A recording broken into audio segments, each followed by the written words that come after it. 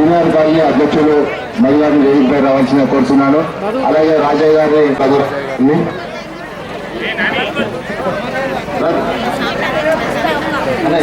రేటల్ రాజారాయణ గారిని కూడా వేదికపై రావాల్సిన ప్రశాంత్ను గెలిపించి ఏ విషయం ఉన్నా సంజయ్ కుమార్ గారు మన ఇంటి మనసు యొక్క ప్రజల లోపల చూపిస్తున్నారు. 2 నిమిషాలు శివానంద గారిని మాట్లాడాల్సిన కూర్చున్నాను.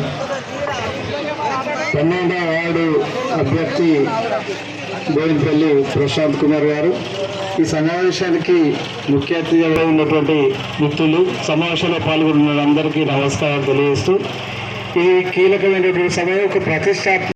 అలాగే ఈరోజు పురపాలక సంఘ ఎలక్షన్లో నేను 12వ వార్డు కౌన్సిలర్. మీరు లాస్ట్ టైం నేను నామినేషన్ వేసాను అని అన్న ఒక మాట చెప్పింది, తమ్ముడు విత్డ్రా చేస్తూ మళ్ళీ నీకు భవిష్యత్తు ఉంటుంది అనగానే నేను ఇంటనే విత్డ్రా చేసుకొని వాళ్ళకు సంపూర్ణంగా మద్దతు. అలాగే తప్పకుండా మీ సమస్యలను నాకు తెలుసు. ఏ సమస్య వచ్చినా నేను దగ్గరని ఇక్కడనే ఉంటా, అందుబాటులో ఉంటా, నా దృష్టి తీసుకురాండి. ఈ ఏరియా ఎవరిది అంటే సంజయ్ అన్న గారు మన ఎమ్మెల్యే. తప్పకుండా ఏ సమస్య అయినా, బీటెల్ సమస్య కానీ, రోడ్లు కానీ, సీసీ రోడ్లు కానీ, డ్రైనేజ్ కానీ, ఏ సమస్య వచ్చినా ఉన్న దృష్టి చేస్తే మన ఎమ్మెల్యే దృష్టి తీసుకుని తప్పకుండా 80% వారం 15 రోజులు చేసి ఇప్పించే బాధ్యత నాది. తప్పకుండా నన్ను ఒక్కసారి ఆశీర్వదించండి. తప్పకుండా మీ కొడుకులాగా, మీ తమ్ముడులాగా నన్ను భావించి తప్పకుండా భారీ విజయంలో జైత్యాల అత్యధిక 50 వార్డులు అత్యధిక మెజార్టీలో నా ఫస్ట్ నాకు రావాలని కోరుకుంటాను. అలా అదే విధంగా ఈ వార్డు ఎవరిది? సంజయ్ అన్నది. ఈ వార్డు ఎవరిది? సంజయ్ భారీ మెజార్టీ ఇస్తాం వాళ్ళేదా? ఇస్తారు వాళ్ళేదా? తప్పకుండా మీ అందరు తప్పకుండా సహాయ సహకారం కావాలి. ఎనీ టైం అందరూ మా దగ్గరనే, ఎవరినే కోపం లేదు, అందరు మనోళ్ళే. తప్పకుండా నాకు అత్యధికంగా భారీ మెజార్టీ సాధించి జగిత్యాల ఫస్ట్ మెజార్టీ ఇచ్చి సంజయ్ అన్నకు గిఫ్ట్ ఇద్దామని చెప్తున్నాను. తప్పకుండా మీకు ఎన్నో కోరుకుంటున్నాను. జై సంజయ్ అన్న, జై సంజయ్ అన్న, సంజయ్ అన్న నాయకర్, జై కాంగ్రెస్, జై కాంగ్రెస్. దయచేసి 12వ వార్డు సభ్యులందరూ వాడ ప్రశాంత్ కుమార్ వీరందరూ కూడా గత 3 ఎలక్షన్లో నాకు మంచి మెజార్టీ ఇచ్చింది ఈ ప్రాంతంలో. మరి మొదట్లో అప్పుడు కూడా కొద్ది సమయంలో వచ్చినా కానీ అప్పుడు టీఆర్ఎస్ పార్టీ నుంచి ఉన్నప్పుడు నేను ప్రచారం రాగానే అప్పుడు అభ్యర్థిని గెలిపించారు. రెండవసారి 2 నామినేషన్ వేసారు, ప్రశాంతరావు గారు, అంతకుముందున్న కౌన్సిలర్ గారు. అప్పుడు నేను ప్రశాంత్కు తమ్ముడు నువ్వు విత్డ్రాగా, ఎందుకంటే వాళ్ళు అంతకుముందు ఓడిపోయి ఉండేది, అప్పుడు కూడా టికెట్ రాలేదు, సహాయం చేద్దామని చెప్పారు. విత్డ్రా అయినందుకు నేను అప్పటి నుంచి కూడా తమ్ముళ్ళగా చూసుకుంటూ ఉంటాం. మరి ముఖ్యంగా రాజకీయాలకు అతీతంగా ప్రశాంతరావు ట్రాన్స్పోర్ట్ వ్యాపారంలో టవర్ దగ్గర వాస్తవానికి మా కుటుంబాలకు సంబంధించిన వాళ్ళు మాది ఒకటే ఉంటుండే తరతరాలుగా అంతర్గామం సంబంధించి. మరి మా గడియారం గారు ఇంటి దగ్గర షాపులలో తన ట్రాన్స్పోర్ట్ అప్పుడు అన్ని వర్గాలతో వయసులు కావచ్చు, పద్మశాలు కావచ్చు, స్వర్ణకారులు కావచ్చు, మైనారిటీలు, మేదరవాళ్ళు, వంజరవాళ్ళు, ఆ ప్రాంతంలో ఉండే వాళ్ళ పేరు చెప్తున్నా. వాళ్ళందరితో కూడా వెనకాల కాపు వాళ్ళు ఉంటారు. వాళ్ళందరితో కూడా చాలా అన్యోన్యంగా ఉంటూ, కలిసిమెలిసి ఉంటూ, తన వ్యాపారాలతో చేసుకుంటూ, నేను హాస్పిటల్ కట్టుకొని ఇల్లు కూడా మార్చుకున్నాక మా అమ్మ నాన్న వాళ్ళకు కూడా ఎంతో తోడుకున్న వ్యక్తి ప్రశాంత్ అని చెప్పి సందర్భంగా చెప్తా ఉన్నా. అంతా అనుకోవచ్చు ప్రశాంత్ వాళ్ళ రాజకీయానికి సంబంధం కాదు. ఆయన పిల్లగాడున్నప్పుడే సింగాపూర్ నుంచి వ్యాపారానికి వచ్చి మా టవర్ దగ్గర ఆ డిఎల్ఎస్ ట్రాన్స్పోర్ట్ పక్కన షాప్ అని మాయే ఇల్లు తరతరాలకెళ్ళి ఉన్నది. ఇప్పుడు అమ్మాయిప్పుడు అందరూ అంటుంటారు సంజయ్ సార్ రాజకీయాల్లోకి వచ్చి సంపాదించుకుంటున్నాడు. సంపాదించుకునే అవసరం లేదు. రంగరాజు అసలులకు అందరికీ తెలుసు, మొదటికెళ్ళే ఉన్నాయి, ఏదో ఉన్నాయి కాపాడుకుంటున్నాం అంతే, అంతకంటే తెలియదు, ఎవరైనా కాపాడుకుంటారు.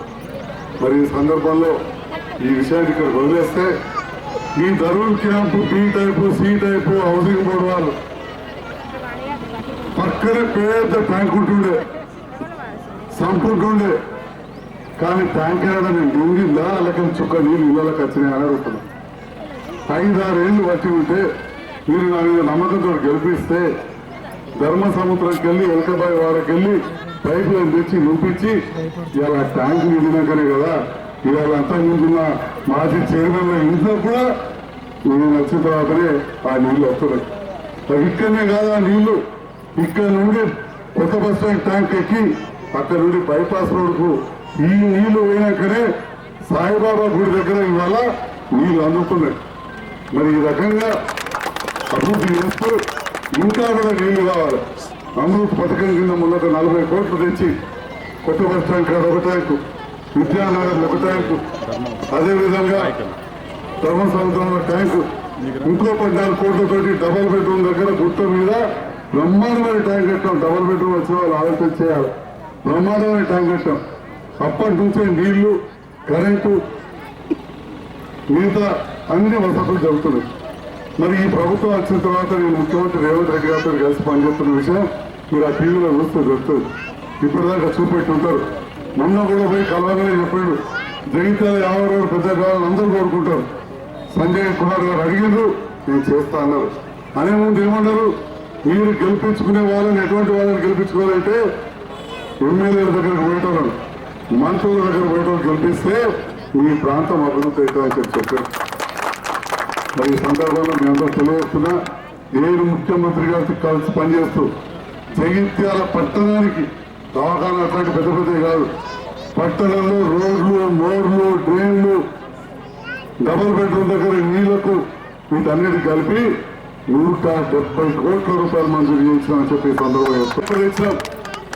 కొందరు ఒప్పుకోపోవచ్చు, కొందరు మనసు ఉండకపోవచ్చు. ఎందుకంటే వాళ్ళు సీనియర్ కాబట్టి అసలు జైతాలంతా నేను చేసిన అనుకుంటారు. ఒక పెద్ద మనిషి అసలు నేను లేకపోతే జైతాలు దిక్కు అనుకుంటారు. కానీ నీళ్ళ ట్యాంకులో నీళ్లు నింపలే, నీళ్ళ ట్యాంకులో నీళ్లు నింపలే. మరి ఆ విషయం ఒకసారి అర్థం చేసుకోవాలి.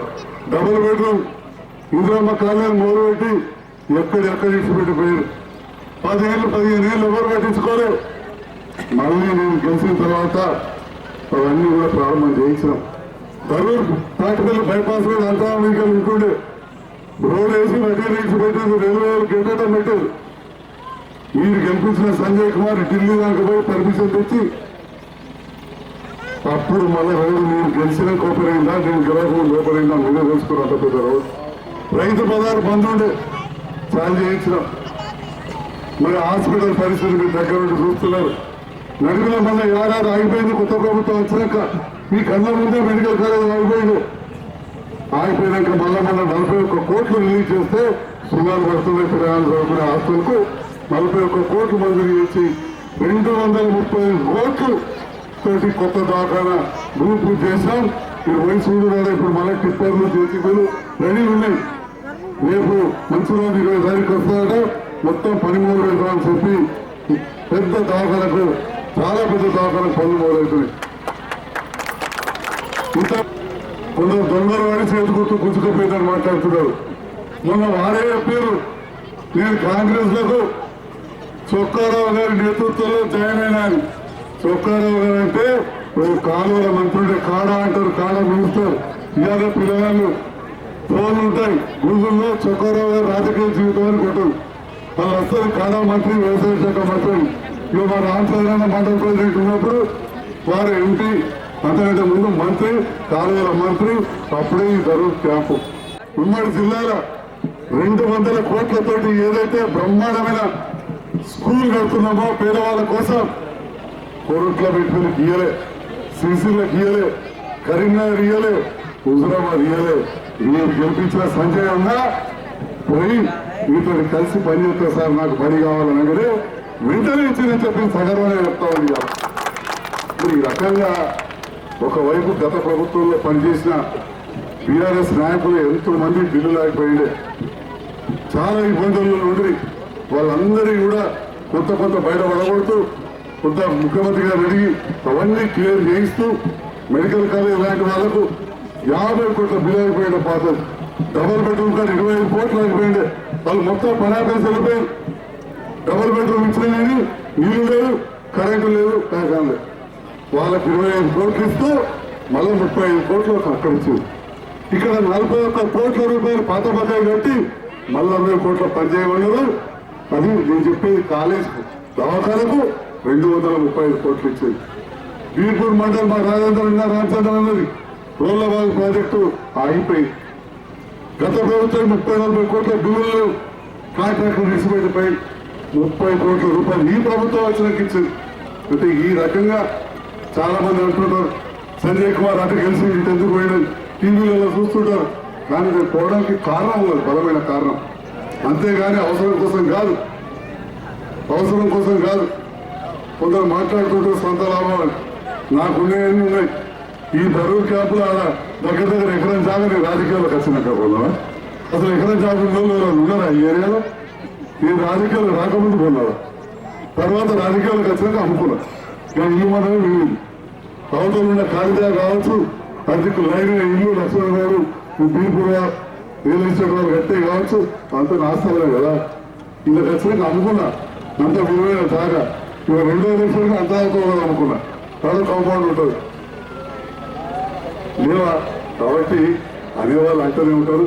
మీదే సాక్ష్యం తెలుసుకొని నా ఇంటి పక్క జాగ్రత్త నాదా కాదా అది నేను రాజకీయాలకు రాకముందు కొన్నానా లేదా, రాజకీయాలకు వచ్చినాక అమ్ముకున్నానా లేదా. అంత విలువైన జాగా దొరుకుతుంది అసలు జగిత్యాలు ఎక్కడైనా? ఇప్పుడు జగిత్యాల డిమాండ్ ఉన్న ప్రాంతం మీద మనది కాదా? ఇంతకంటే ఎక్కడ ఉందా డిమాండ్? నాకు తెలియదు. అది ఇక్కడ దవాఖాన వస్తుంది, కలెక్టర్ వస్తుంది, నీరుగా అధికార పార్టీ పూర్తి అయినా రాజకీయాలకు వచ్చిన ఖర్చులు లేని అమ్ముకున్నాం. దవాఖాన నడుతుంది కాబట్టి మళ్ళీ కొద్ది జమ చేసుకొని మళ్ళీ ఆన్లైన్లో కొద్దిగా కొనుక్కున్నాం. అది కూడా చెప్తున్నా. ఎందుకంటే మళ్ళీ చూస్తే కాదు ఎక్కడెక్కడ సార్గా 10 ఎకరాలు కొనుక్కున్నాడు. ఏదో ఊరొస్తాలకు ఎక్కడ హైదరాబాద్ 10 ఎకరాలు ఒకదే బిడ్డ కదా పెళ్లి చేసిన మందరాలు పెట్టింది అక్కడే ఉంటారు. వాళ్ళకి దగ్గర ఉంటారు 10 ఎకరాలు. హైదరాబాద్కి 50 కిలోమీటర్ల దూరంలో మళ్ళీ కూడా హైదరాబాద్ పూర్వభంగా గజల దగ్గర పోయించిన. కాబట్టి ఈ సందర్భంలో మీ అందరూ విజ్ఞప్తి చేస్తా ఉన్నా, ప్రభుత్వంతో కలిసి పనిచేసే వాళ్ళకి గెలిపేయండి. బోయినపల్లి ప్రశాంతరావు గారికి గెలిపేయాల్సిందిగా మీ అందరికీ విజ్ఞప్తి చేస్తున్నా.